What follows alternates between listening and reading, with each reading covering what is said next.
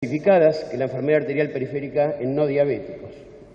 En general, las lesiones estenóticas oclusivas son de 10 o más centímetros de extensión. Y el dato más importante es que más del 50% se localiza en las arterias infrapopliteas.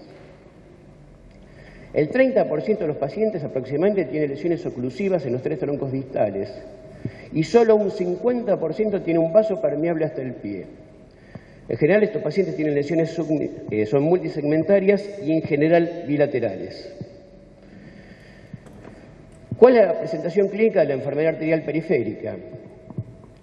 Fíjense esto, es muy interesante. El 20-50% de los pacientes son asintomáticos, tienen una presentación asintomática. El 40-50% tienen un dolor atípico.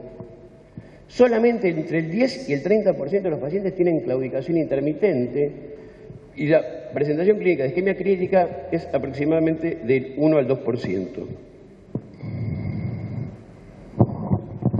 ¿Cuál es la versión vascular que debemos efectuar en un paciente? Ya se habló mucho, así que algunos temas los vamos a saltear. La inspección, fundamentalmente, es ver los signos cutáneos que nos pueden dar un diagnóstico de signos de isquemia crónica, la palidez, la cianosis, la eritromelia, la diabetes reticularis. Otra prueba muy sencilla de realizar es el índice brazo-tobillo, que tiene sus limitaciones, pero puede dar un indicio de una enfermedad arterial periférica.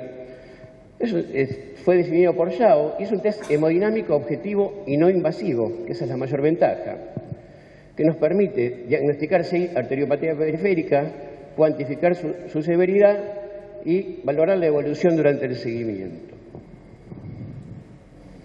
Bueno, la interpretación ya la sabemos.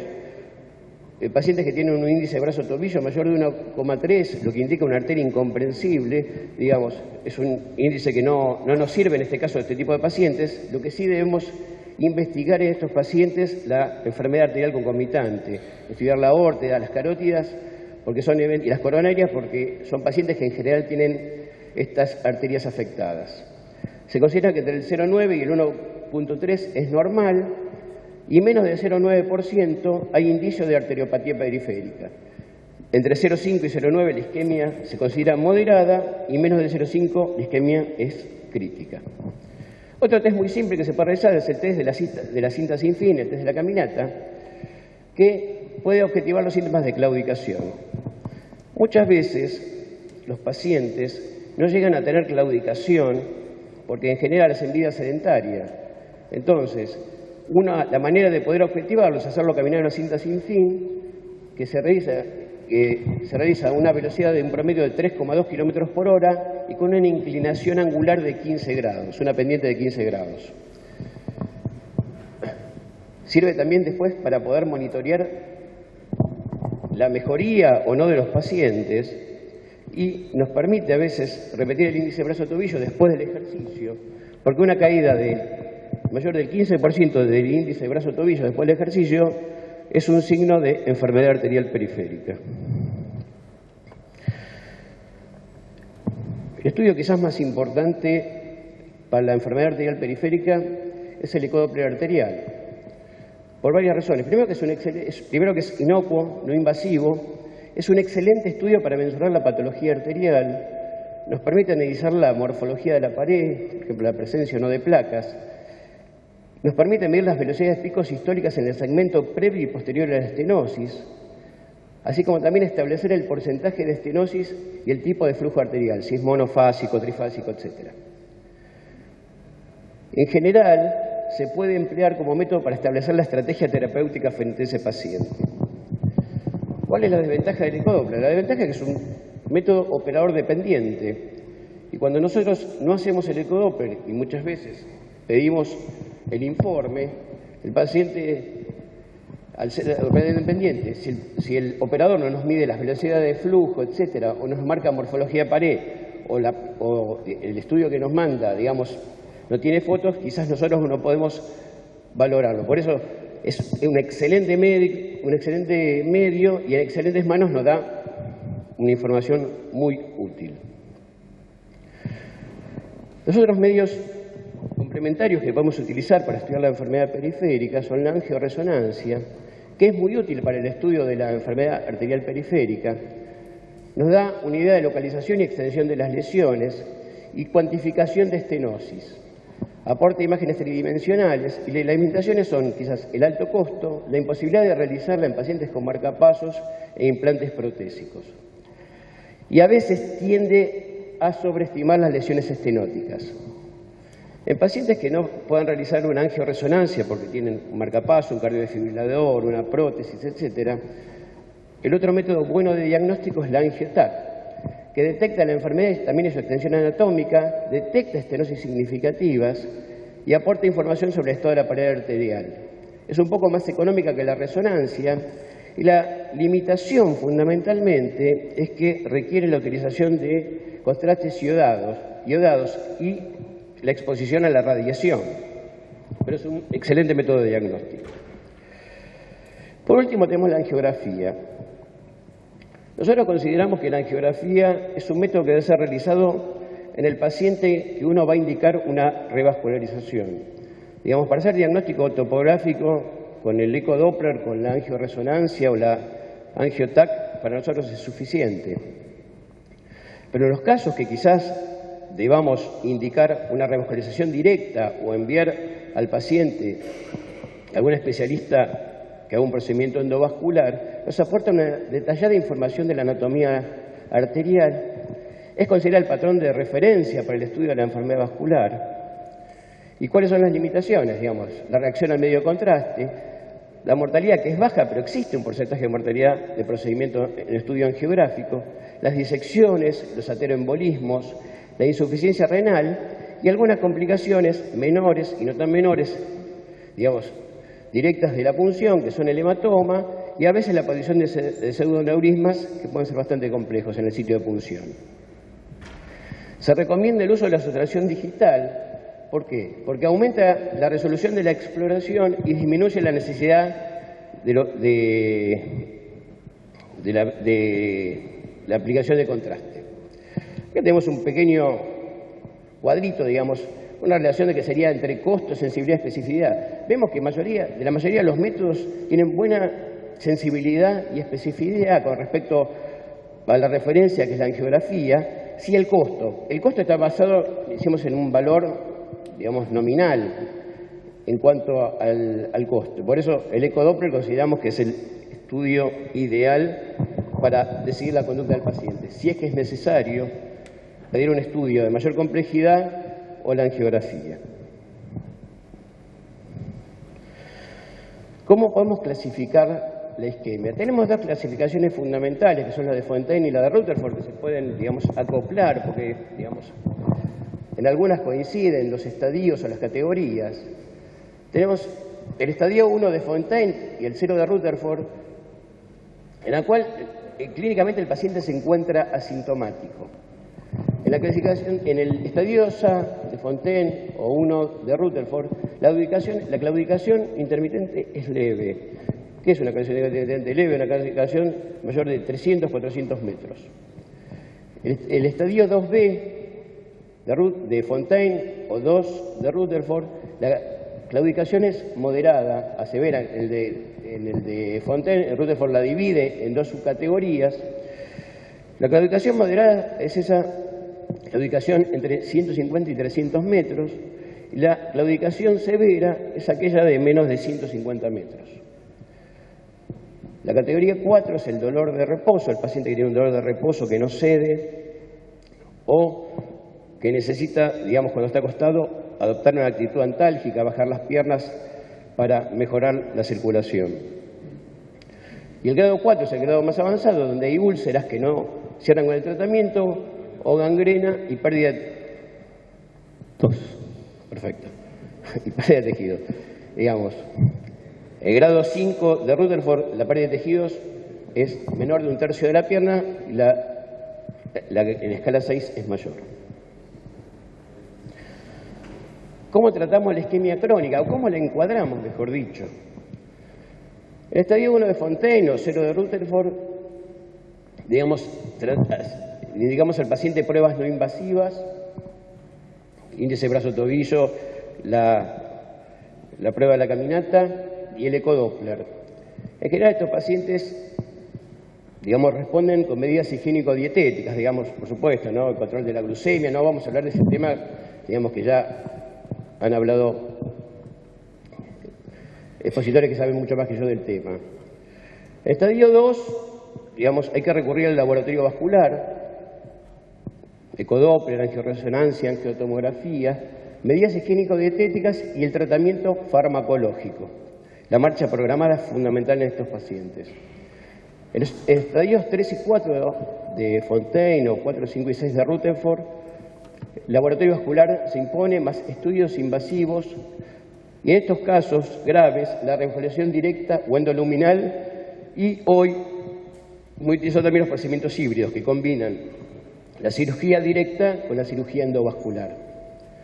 En casos de imposibilidad de revascularización o fracaso de la misma, se puede intentar un tratamiento farmacológico endovenoso y, en caso, digamos, negativo, llegar a la amputación del paciente.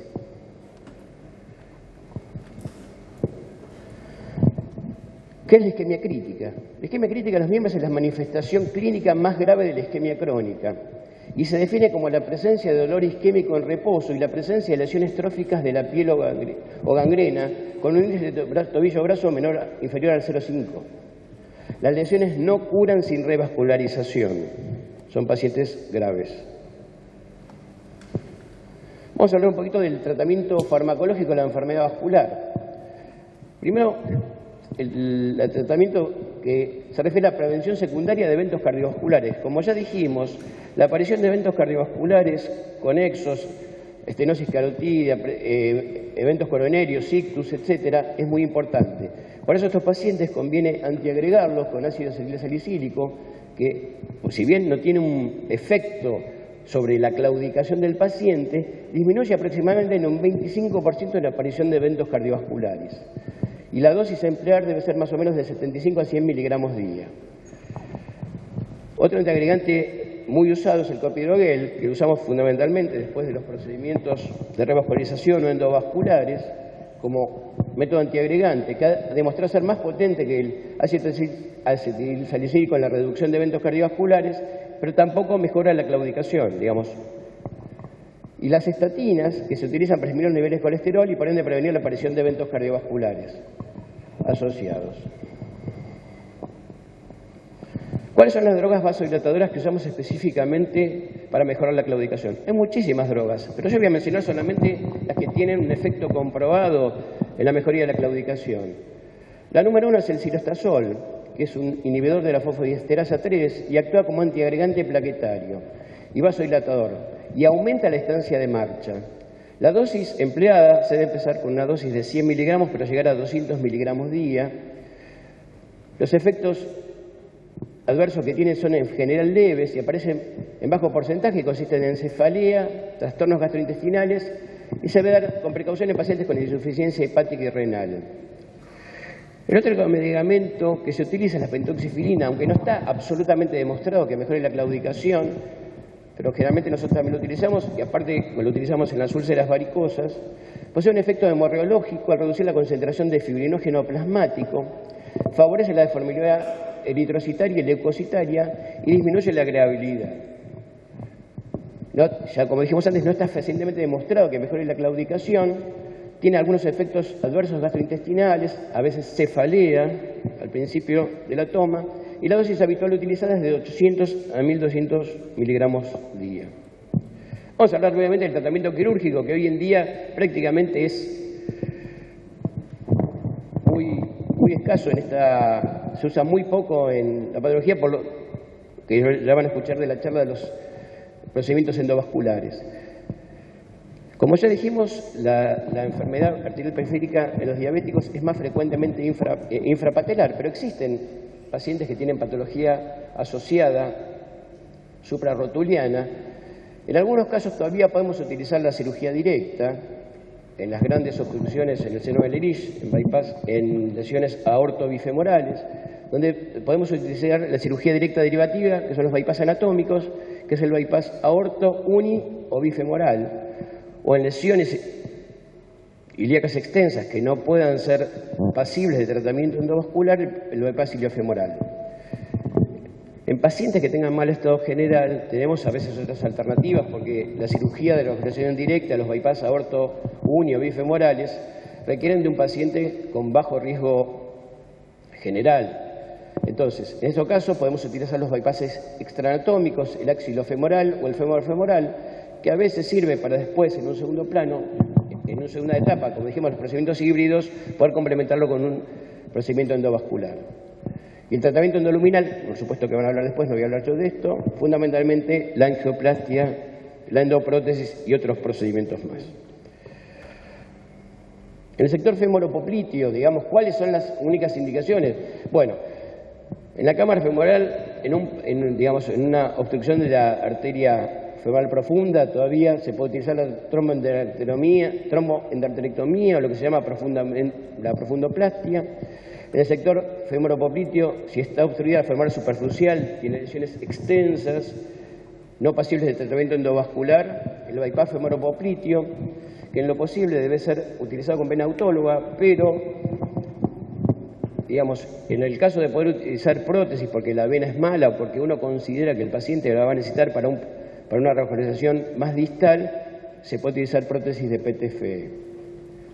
En los bypasses secuenciales, digamos, cuando el paciente tiene una obstrucción femoral y tiene obstrucción distal, muchas veces podemos hacer un bypass secuencial porque sabemos que cuanto más corto el bypass, mejor la posibilidad de sobrevivencia del mismo.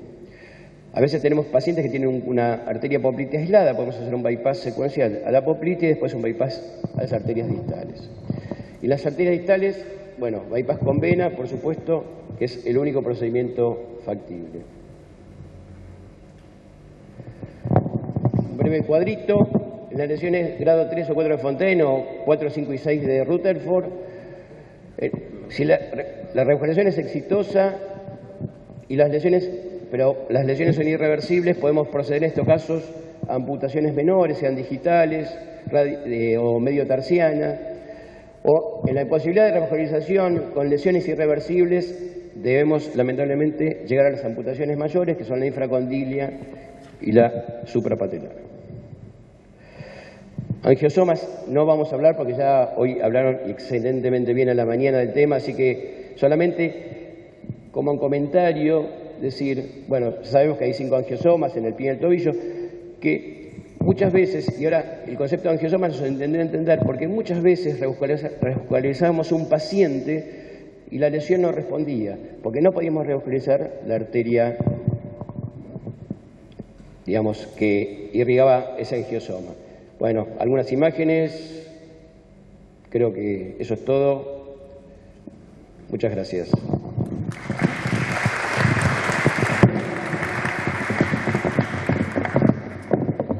Muchas gracias. ¿Alguna pregunta?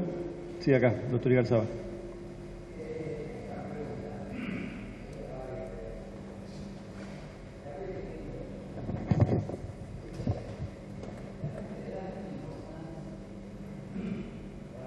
Sí.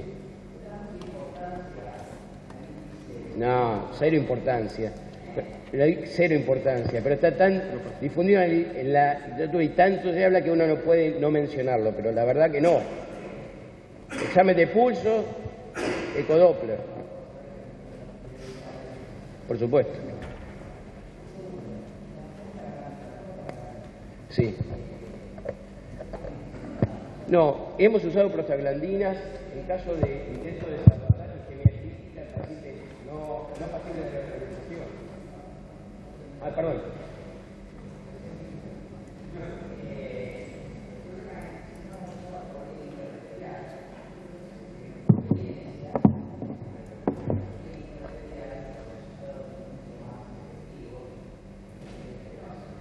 Sí, en la práctica hospitalaria hemos usado algunas veces y hemos usado en general endovenoso, bueno, en pacientes con imposibilidad de revascularización. Bueno, muchas gracias. No, por favor. La doctora Viviana Galachi está presente. No. Bueno, entonces continuamos con la licenciada Graciana García, abordaje kinesiológico. La licenciada García es licenciada en kinesiología del Hospital Italiano de Buenos Aires. Muchas gracias, bienvenida. Bueno, muchas gracias por la invitación. Voy a comentarles cómo es la forma en que trabajamos en el Hospital Italiano, pero primeramente voy a buscar...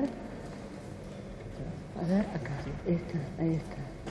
Con esta hacemos la grande. Ahí, o la derecha. Ahí está. Vale.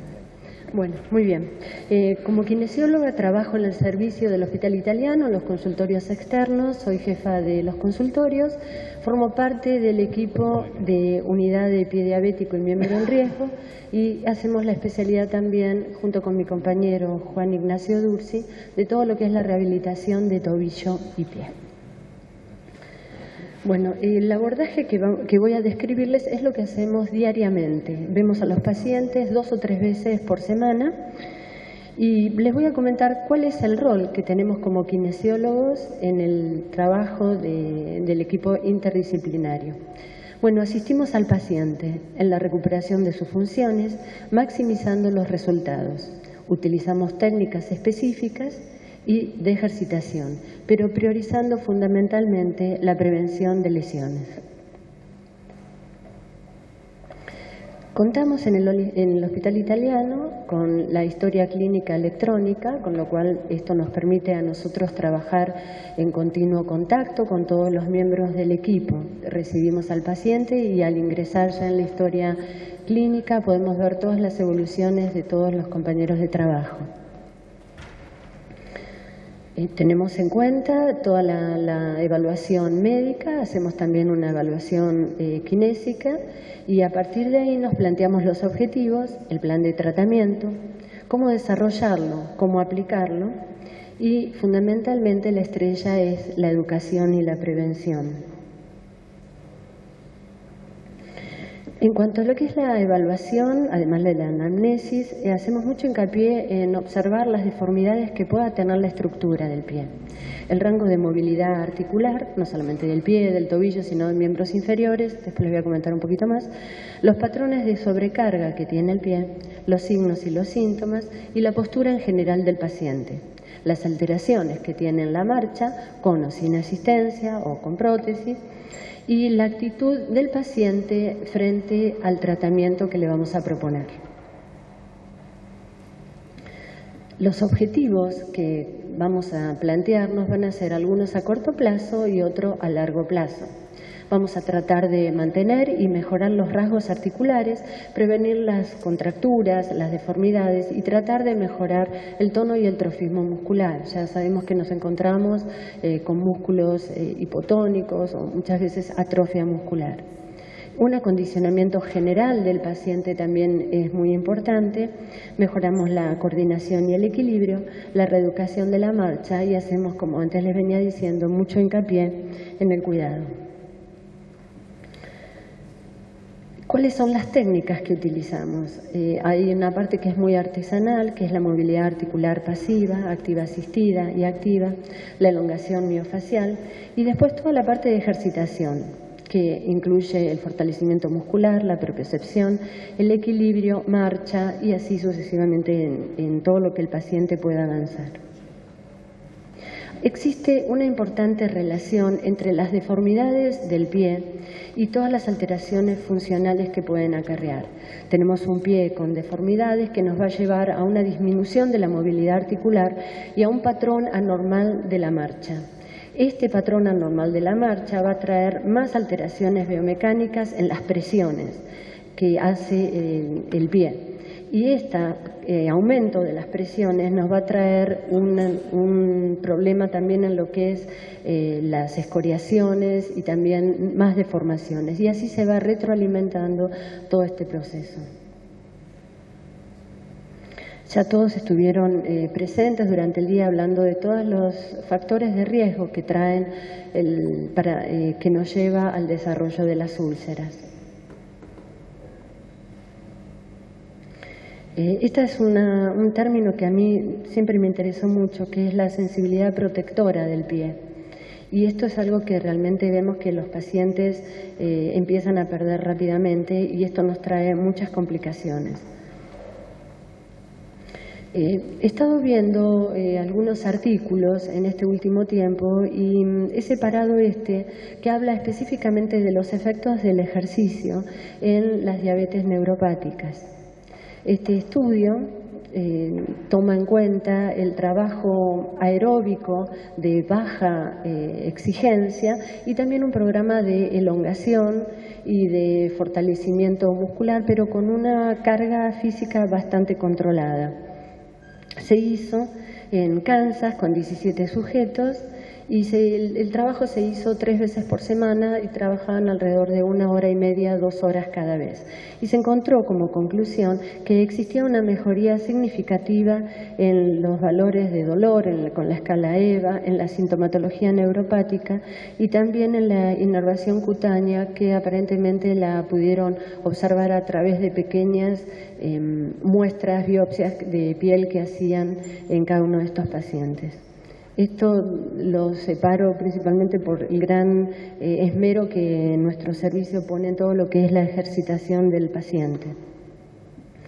La observación dermatológica nosotros la tenemos muy en cuenta, ya que al ver al paciente entre 2 y 3 veces por semana, estamos siempre atentos a cualquier tipo de lesión que se pueda encontrar para hacer rápidamente la derivación al equipo médico.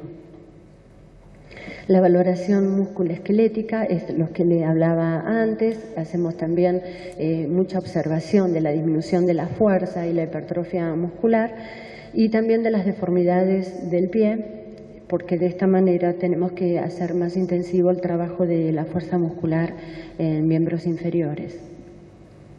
¿Por qué hacemos los kinesiólogos tanto hincapié en trabajar la movilidad articular? Si, por ejemplo, hablamos de lo que es una limitación articular durante la marcha, sabemos que esto nos va a traer una dificultad en la propulsión, en el empuje que hace el cuerpo para dar el paso que le sigue. Una limitación en la articulación subastragalina nos va a limitar todos los movimientos de lateralidad, lo que complica la adaptación del pie, de la pisada durante la marcha. Y también una limitación en la metatarsofalangica del hallux, que sabemos que ahí tiene mucha acción el flexor corto del pie, nos va a traer una fascitis plantar, una contracción de la fascia plantar, lo que también va a aumentar más la dificultad en la marcha.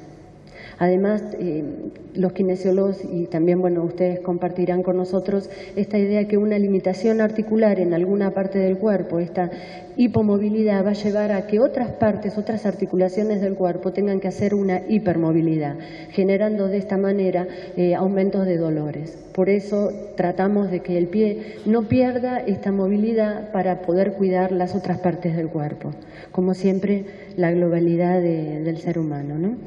Continuamente estamos innovando sobre ejercicios para el paciente que concurre al servicio, para que tenga también un poco de diversión o entretenimiento, y tenemos que considerar que el gimnasio del Hospital Italiano es un gimnasio muy grande, donde también están trabajando pacientes con otras patologías. Esta relación entre los pacientes con los kinesiólogos hace que sea como más que tengan más ganas de volver porque se encuentran con sus compañeros de trabajo. Los ejercicios de elongación son muy importantes porque en la medida que tengamos elongada las fascias y los músculos, las articulaciones van a estar descomprimidas y nos van a mejorar, por ende, la movilidad articular. Hacemos también muchos trabajos de fortalecimiento muscular. Acá esto forma parte de un folleto con el cual estamos trabajando. Acá vemos trabajos de los músculos intrínsecos del pie, fortalecimiento también del tríceps sural, cuádriceps y así infinidad de ejercicios. Trabajamos mucho la propiocepción para tratar de activar la sensibilidad. Estas son pelotitas que el pie se desliza a lo largo y también en forma circular, y también suaves presiones sobre medioesferas. La propiocepción y el equilibrio de infinidad de formas, con el bosudome, que es la media esfera neumática, también dada vuelta, que tiene la parte rígida, la tabla de Freeman. Bueno, los kinesiólogos tenemos varios inventos también para cuando nos faltan materiales. Y algo bueno que tenemos siempre que marcar es que cuando la piel está indemne, el paciente puede trabajar descalzo en distintos decúbitos y sentado, siempre y cuando no haga carga. Sí, tiene que trabajar parado o en marcha, siempre por prevención calzado. Si el paciente concurre con algún pequeño vendaje o apósito, siempre va a trabajar sin carga y va a trabajar con calzado en decúbitos y sentado. Como les comentaba antes, la marcha del pie diabético hace que tenga pasos más cortos, que la fase del doble apoyo sea más larga, a veces arrastran los pies, la base de sustentación la tienen que ampliar por un déficit que tienen de la sensibilidad y del equilibrio y la inestabilidad. Así que tenemos que trabajar mucho sobre la marcha, con o sin asistencia, con obstáculos, subir y bajar escalones, y estamos siempre observando lo que es la evaluación de las ortesis plantares que usan y los calzados, no porque nosotros les indiquemos, sino simplemente porque si vemos que el paciente no está bien adaptado al calzado o a las plantillas, enseguida es derivado. 2 minutos, licenciada. ¿Cómo no? Como antes les comentaba, la educación, el autocuidado es el factor más importante de prevención del pie diabético y tenemos la posibilidad de hacer con cada paciente mucho hincapié en esto, por lo que les decía antes de la frecuencia de trabajar con ellos. Ya hoy en día no hablamos tanto de una educación terapéutica con sentido paternalista de observar, decirle al paciente lo que tiene que hacer y chequear, sino que buscamos principalmente la decisión compartida, que de esto lo que hacemos es buscar que el paciente comprenda la problemática en la que se encuentra y que él también se haga responsable de que tiene que cumplir o hacer todo lo posible por curarse él. Nosotros estamos de paso, hoy estamos con ellos, mañana puede haber otros kinesiólogos, pero la enfermedad con ellos siempre persiste. Entonces, esto es muy importante, que es la decisión compartida, mitad y mitad, ¿no? La inspección de los pies, que parece algo tan sencillo, que uno dice, bueno, le decimos al paciente que trate de hacerle diariamente, que se fije sus talones, sus pies, siempre hay que considerar y ver la movilidad del paciente, si puede flexionar su columna, si puede hacer rotación externa de cadera, flexión de rodilla, para poder observarse los pies. En caso de que no sea así, tenemos que hacer uso de espejos o directamente poner el espejo en el piso y de ahí observarlo. También tenemos que ver la visión, como les dije antes, la flexibilidad, tomamos distancia entre los ojos y el metatarso, a ver si el paciente puede agacharse, flexionarse, y la capacidad de aprendizaje y las ganas de aprender que pueda tener. Estas son las distancias que consideramos cuando le pedimos al paciente el control. La inspección del calzado, siempre hacerlo como un hábito, revisar que no tenga prominencias, costuras o cuerpos extraños que deban ser eliminados. La elección del calzado, como de las ortesis plantares, son de prescripción médica y el kinesiólogo, como partícipe de este equipo, lo que hace es acompañar y estar atento a cualquier incomodidad que pueda sentir el paciente. Tenemos que recordar el estudio baropodométrico, que nos da realmente una evaluación mucho más objetiva de todas las presiones plantares que hablábamos antes. Bueno, en cuanto a los agentes físicos que acostumbran a usarse en el trabajo de los kinesiólogos, estuve observando este artículo donde se evaluó de trabajos alrededor de 11 en los últimos años, de un nivel de evidencia 1 y 2, y se llegó a la conclusión que la estimulación eléctrica podría llegar a disminuir el dolor en el paciente con neuropatía dolorosa y que podía mejorar la calidad de vida porque logra un sueño más descansado. Pero ni la magnetoterapia, ni el láser, ni unas terapias Reiki, que en algún momento se hizo algún trabajo, se puede considerar que son efectivas. Los interrogantes es ver si en un futuro podemos encontrar algunas otras formas de administración, por ejemplo el láser de alta potencia o las ondas de choque extracorpóreas focales. En Brasil está el doctor Dos Santos, que trabaja con las ondas de choque extracorpóreas subfocales y realmente trabaja con pacientes diabéticos sobre las heridas con muy buen resultado. Conclusiones, y vamos cerrando. La importancia del abordaje interdisciplinario, el estudio completo del paciente, abordarlo en general, el compromiso del kinesiólogo con esta problemática. No puede un kinesiólogo que no esté avesado en esta patología o que no sienta, digamos, las ganas de acompañar una patología tan crónica y pesada como a veces puede resultar, no sirve para la evolución de este paciente. Los tratamientos racionales que se eligen siempre con niveles de evidencia y la rehabilitación precoz y el seguimiento a largo plazo. Muy bien, muchas gracias. Muchas gracias.